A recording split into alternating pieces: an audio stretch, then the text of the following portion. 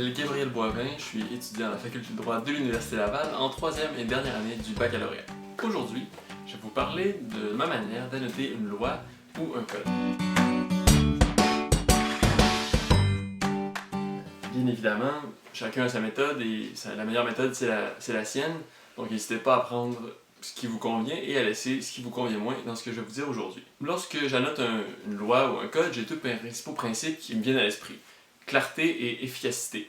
Je veux évidemment que ce soit le plus efficace possible pour, par la suite, lorsque je vais consulter mon code ou ma loi, que j'ai rapidement accès à la disposition en question et que je puisse ressortir les éléments essentiels. Et évidemment, clarté, je ne veux pas embourber mon code ou ma loi pour que ce soit beaucoup plus facile de lire les dispositions légales en question. Ce que je fais quand j'annote une loi, tout d'abord, je vais surligner l'essentiel. Ce que je veux dire par l'essentiel, c'est généralement un ou deux mots, ou si jamais la disposition est beaucoup plus longue, ça va être par exemple une phrase.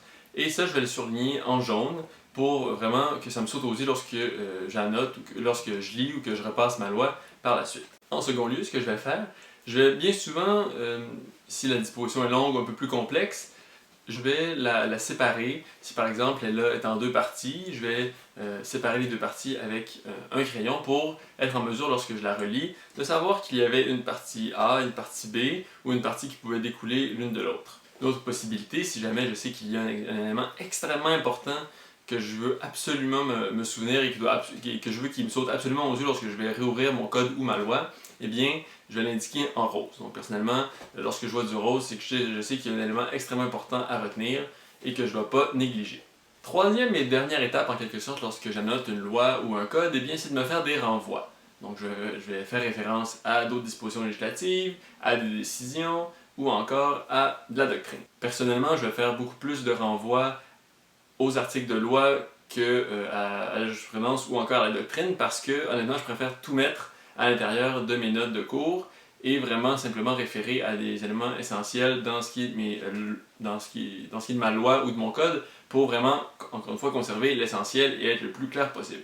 Lorsque je parle de faire un renvoi à un article de loi, eh bien c'est bien simple, je vais entourer le mot en question, par exemple dans ma disposition, et je vais faire un petit trait avec la disposition en question, et je vais souligner en orange, parce que moi l'orange c'est tout ce qui se rapporte aux dispositions législatives.